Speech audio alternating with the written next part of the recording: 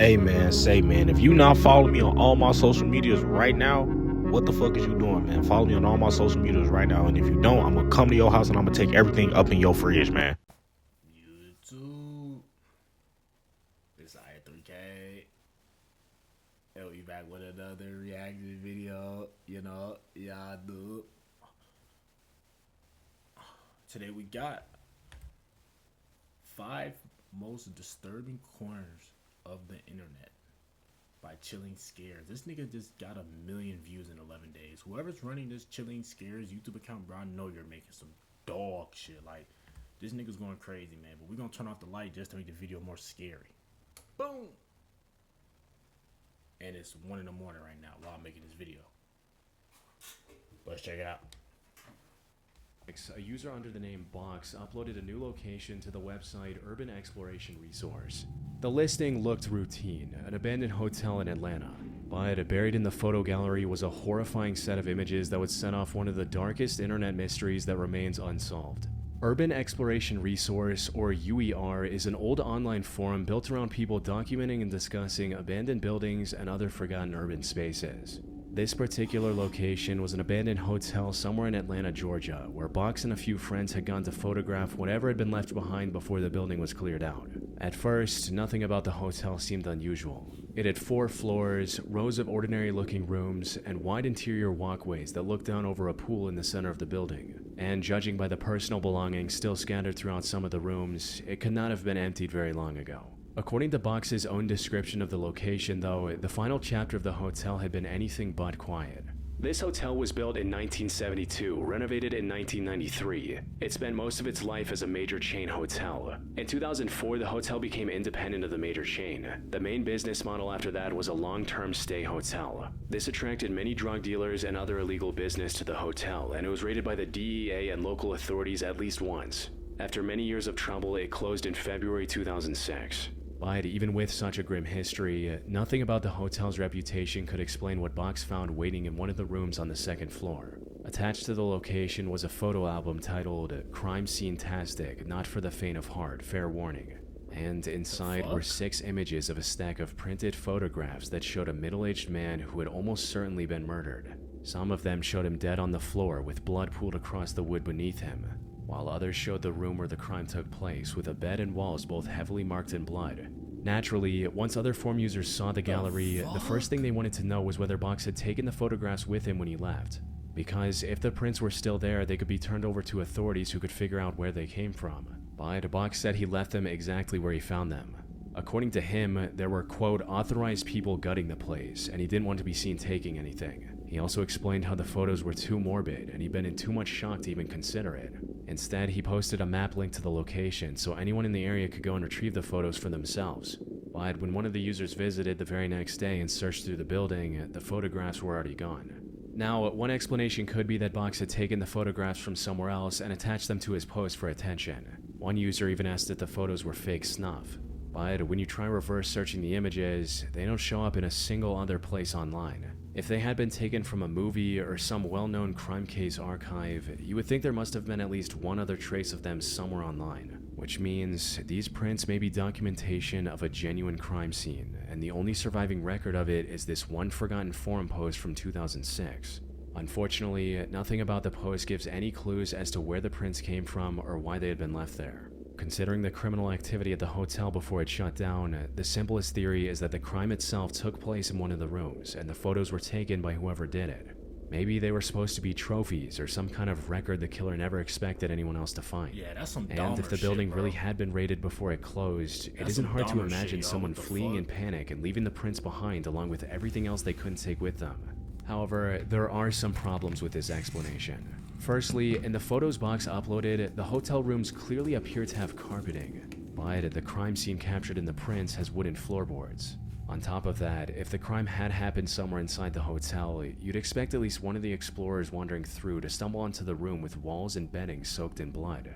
More importantly, some of the black and white photographs in the stack show the same body on a white surface that looks more like an autopsy table than anything inside an abandoned hotel room. This suggests the victim was found and processed by authorities at some point, so these prints could have belonged to someone connected to the investigation or to a case file where those images have been preserved as evidence.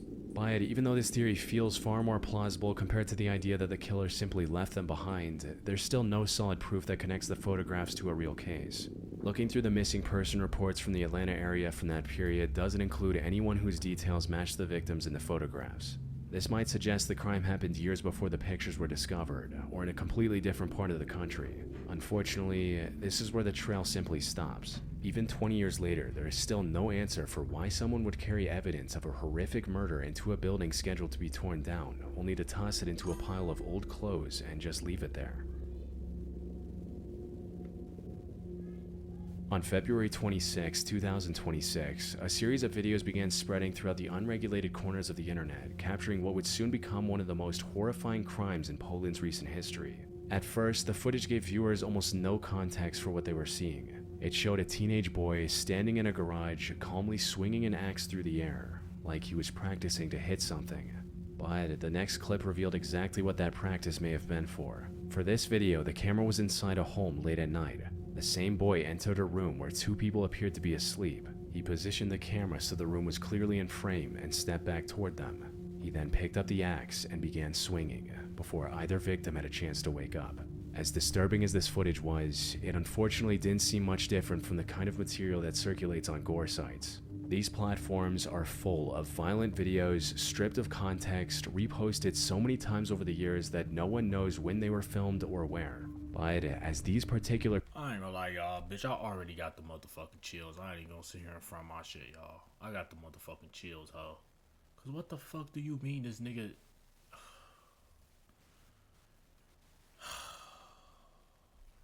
clips began spreading, viewers began noticing that they clearly were not something just pulled from an old archive. Instead, everything about them, from the video quality to the interior of the house, seemed fairly modern, which meant the gruesome event it captured may have been more recent than people first realized. With this realization, the clips broke out of these gore sites and spread across social media and private messaging apps across Poland. By 4 a.m. the next morning, enough people had forwarded the clips to police that authorities were already treating the footage as evidence from an active crime scene. Using whatever was visible in the background of the clips, investigators were able to trace I'm sorry, my bad. the footage to a property in the small village of Kodłup in southern Poland within a few hours. The boy in the videos was identified as 17-year-old Łukasz G. When officers arrived at the home, their worst fears were confirmed. They had found his 38-year-old stepfather and 87-year-old great-grandmother lifeless, right where the camera had shown them being attacked. With the crime now confirmed, officers began searching the area surrounding the property, which led them roughly 45 kilometers away to a cluster of bushes by a nearby river where Łukasz was hiding. Given what had just been found inside the house, many would have expected him to panic, run, or try to deny what happened. But the 17-year-old showed no resistance during his arrest and seemed unnervingly calm. His behavior made it almost impossible to make sense of what was going on or what his motive was. Until investigators found one last piece of media he had uploaded after the crime. It was a roughly 2-minute video titled "My Last Statement." In it, Łukasz sat in front of the camera and introduced himself as a family murderer before admitting that he had killed 2 people inside his home. Speaking in the same flat, detached tone throughout, he then described the days leading up to the murders. He claimed that someone at work had been humiliating and insulting him for weeks until he felt he simply couldn't take it anymore. But instead of directing his anger toward the person he claimed had mistreated him, Łukasz turned it toward his own family. In his mind, because his stepfather kept pushing him to go back to that same workplace, he had somehow become part of the very thing tormenting him, and so had everyone else living under that roof. Rather than sounding horrified by Is this nigga fucking serious? Sorry. This nigga really killed his family. You took your anger out on your people because they made you go to work instead of taking your anger out on a person that's bullying you? See, bro, this be that goofy shit I be talking about, bro. I ain't gonna lie, fuck dude.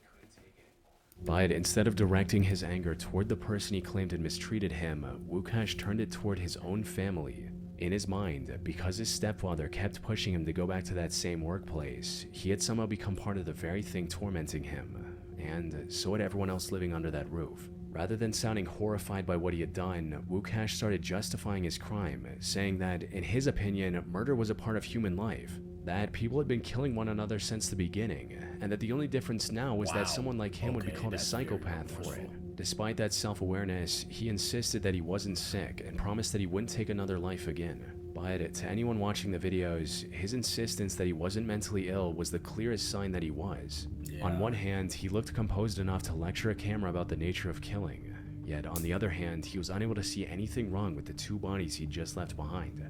Looking back, it's hard not to see him as a deeply disturbed teenager who gradually lost his grip on reality. Eventually, Wukash was charged with double homicide and now faces up to 30 years in prison. In the time since, the videos have largely been scrubbed from the internet, with Polish police asking people to stop sharing them out of respect for the families. Unfortunately, footage like this never truly disappears, and continues to get passed around in the darkest corners of the internet. Yeah, that nigga's a fucking goofy. Nigga killed his family. The internet is just one of those things that has a way of pulling you into places you never expected to end up. Researching these videos, I constantly get lost in endless forums and disturbing websites where before I know it, my entire day has been lost. It can be very easy to forget to make time for the important things. Things like scheduling a doctor's appointment, something we all need to do at one point or another. Oh my god. But it's easy to put off because the process is exhausting, what with calling offices and sitting on hold and all that. Today's video is sponsored by ZocDoc. We don't care. We don't care. We don't give a fuck, man. I don't know where to stop at. I'm gonna just stop it right here. When translated to English, it read, "I wish my husband would die right now. I think about it." The fuck? Okay, we're just gonna stop it right here. Off your to-do list. Thanks to ZocDoc for sponsoring this video. Fuck ZocDoc, y'all. We don't give a fuck. In December 2014, a Japanese website appeared online with a slogan on its homepage that immediately explained the kind of depraved place it was. When translated to English, it read, "I wish my husband would die right now. I think about it every day." The site was called danasheen.com, which translates to diehusband.com, and it functioned as an anonymous forum where wives could write about the men they were married to. First looking at the site, most of the entries read like desperate venting from women who had been holding something in for years. "Nothing good has happened in the 10 years I've been with this guy. He thinks it's okay when I'm not good and complains if he doesn't like something. Does the world revolve around him? I'm just annoyed by being with this rude jerk. He's been lying to me for 20 years, and I, being foolish, have been deceived all this time. But I've reached my limit. When I talk to him, he just lies, and when he's at a loss for words, he stays silent." Posts like these fill hundreds of pages on the site, with anonymous wives describing husbands who cheated, gambled away household money, came home drunk, and treated their families selfishly. But digging deeper into the posts, that resentment would sometimes turn into something far more disturbing. You see, the site was themed around the popular manga Death Note.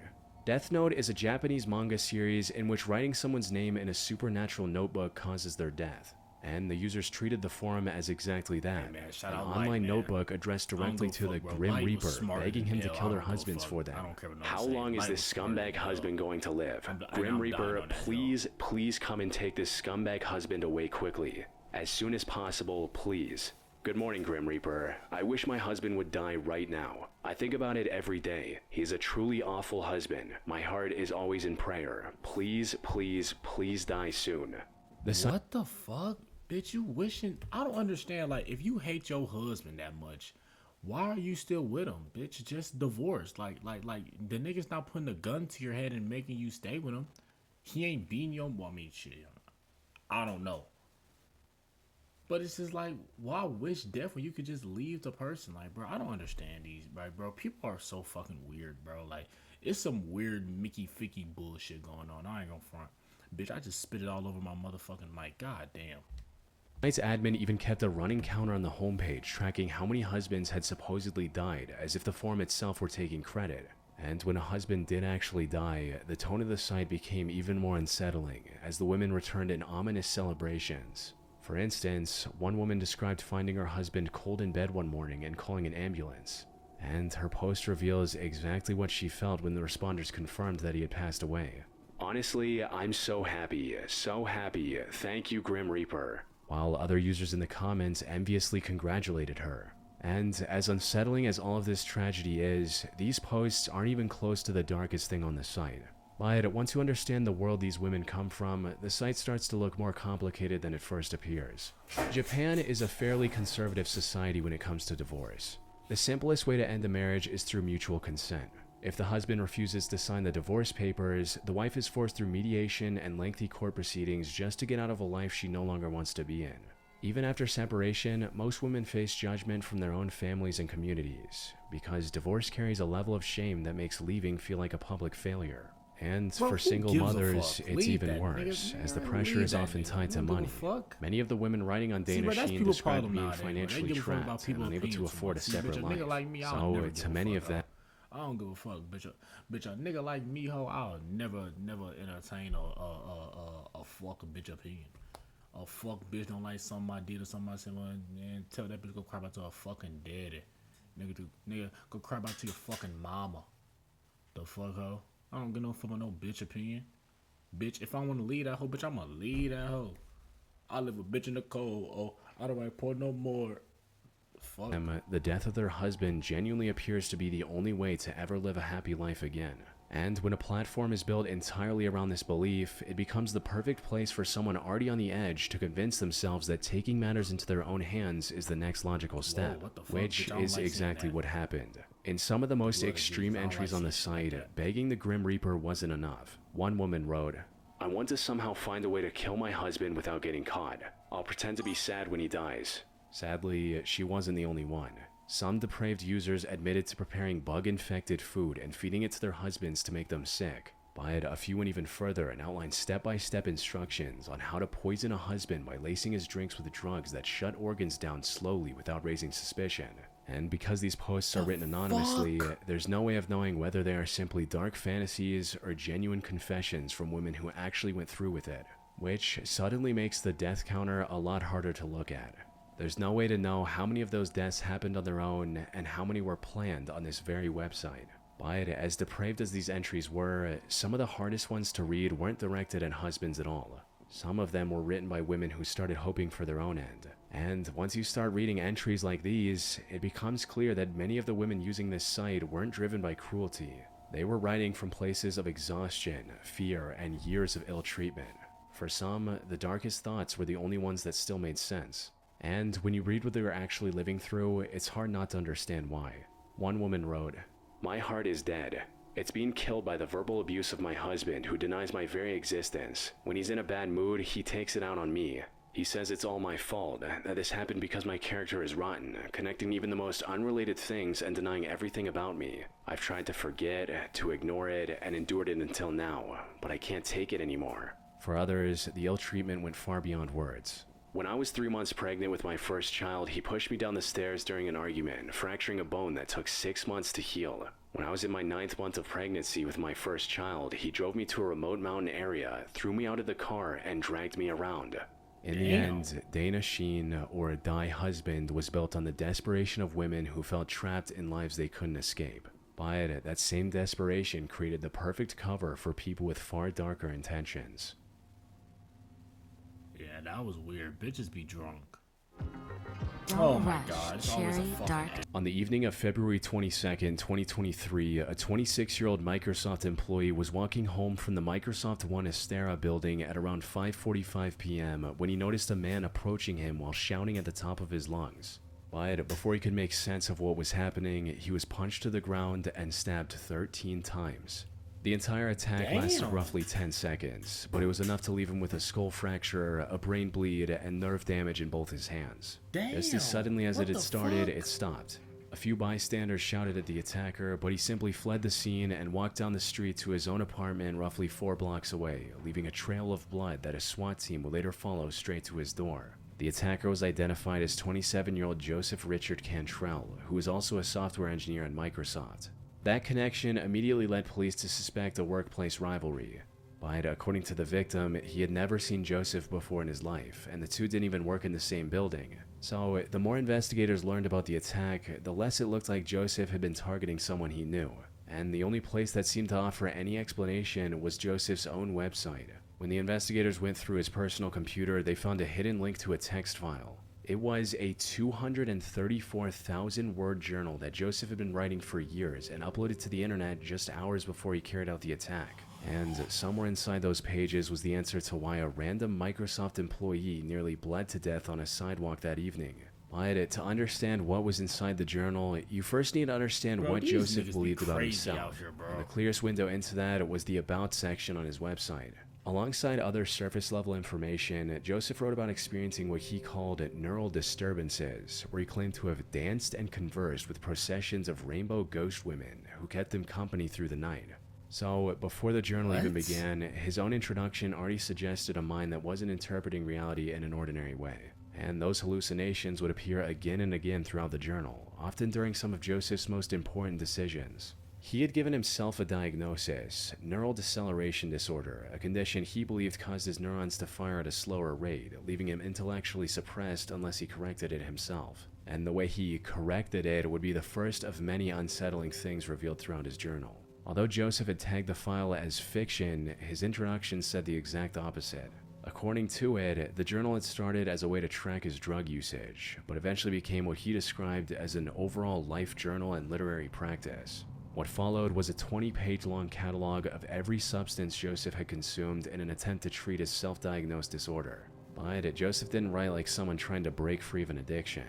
He wrote like a scientist reviewing data. He described amphetamines as his ticket to life, the substance he believed was the only thing correcting his disorder, and he promised to remain addicted until he died. At high enough doses, he wrote, they produce rainbow women and even a white light. After the drug catalog, the journal shifted into a chronological account of Joseph's life, starting from before his birth, his mother's drinking and smoking during pregnancy, and his father being estranged before Joseph even arrived. Within the first few entries, Joseph revealed that he'd been prescribed Adderall for ADHD while he was still in kindergarten, and that he had renounced his faith by 7 years old. The further the journal went, the heavier the entries became. Eventually, Joseph made it out of Columbus and into Georgia Tech, where he earned a bachelor's degree in computer science. On paper, it was a remarkable achievement for someone who had grown up in poverty, but the journal made it clear that as his abilities grew, so did his obsessions. He taught himself game development and immediately put that skill to use building a series of deeply disturbing projects that he proudly displayed on his website. Like Profit Launcher, a 2D shooter where the player guns down an endless wave of religious figures including Jesus, Buddha, and others. Its tagline read, "Aim to offend the pillars of humanity's most sacred," and it was eventually banned from both Steam and the Google Play Store. But what his games revealed was less about shock value and more about Joseph's own worldview. They reflected a pattern of hostility towards specific groups that would only deepen over time. Because as the journal entries moved into his adult years, the tone shifted from clinical self-observation to something much more dangerous. With each passing entry, his paranoia grew more serious, to the point where he was convinced that movies were making direct references to his life, which, by the way, is one of the most common symptoms of psychosis. For instance, in one entry from December 2021, he listed dozens of films he believed were a part of a coordinated effort to erase his medical history, give him a disease, and push him toward harming himself. By this point, Joseph had developed a specific fear of Jewish, Black, Brown, and South Asian people, and in his mind, that fear had calcified into an active conspiracy against him. He believed he was being gang-stalked, and he had very particular theories about how it was being done. In one entry from October 2021, he wrote about how Black and Latino gangs were working to get him sued, jailed, or killed, all for their own amusement, and that they were doing it all through hijacked vending machines and compromised IT departments cutting his internet connection. Perhaps one of the most unsettling parts about it all is how no one around Joseph suspected anything while his mental stability continued to derail completely. Throughout the last year, he remained fully employed at Microsoft as a software engineer. He sat in team meetings, collected a paycheck, and then came home to journal about those same meetings, writing about his Indian colleagues in papers filled with racial hostility. By the summer of 2022, Joseph's paranoia had reached the point where he could no longer stay in one place. He moved out of conventional housing and into a motel, and when the feeling of being watched didn't stop, he moved into another one. He wrote in July 2022 that for 2 years it had felt like an enemy was sitting outside his door the entire time, and that he wanted to learn guitar, but the moment he picked one up, his mind would flood with images of people surrounding his room waiting to get him. By this point, even Joseph himself seemed to recognize that his mental state was deteriorating. He wrote that he believed he was becoming paranoid. It was one of the few moments in the entire journal where his self-awareness broke through. Before it was gone, buried under hundreds more pages of the same spiraling fear. 8 years earlier, Joseph had described the amphetamines as his ticket to life. But after 234,000 words of paranoia, hallucinations, and isolation, it was difficult to see what kind of life that ticket had actually led him toward. Roughly 2 hours after his final entry, he walked out of his apartment and attacked a man he had never met. That man was 26-year-old Vincent Levante, the Microsoft engineer from the beginning of this story. Vincent underwent multiple surgeries to survive the wounds Joseph had inflicted. When police broke down the door of Joseph's apartment, he was found trying to destroy the evidence, a knife and gloves, still covered in blood. He was arrested and eventually charged with attempted second-degree murder and first-degree assault. However, no one has been able to determine why Joseph chose Vincent Labonte that evening. But the journal, now only available on Internet Archives, seems to offer the only explanation that makes sense. Because, by the end of it, his paranoia had grown so extreme that almost anyone could become an enemy in his mind. Yeah, man. Customize and save? Well, More like customize and I ain't gonna lie, y'all. Like, that's just a prime example of why I say, man, just leave people the fuck alone, man. Just leave people the fuck alone, bro. It don't kill you just to leave people the fuck alone, man. Like, that nigga, I ain't gonna lie, bro. People be fucking tweaking, bro. Like, people be tweaking, man. That's the end of the video, man. Make sure you like, comment, and subscribe. Follow me up on all my socials. Links will be up in the description, man. I'll see y'all boys in the next one. Skitty up, and bop.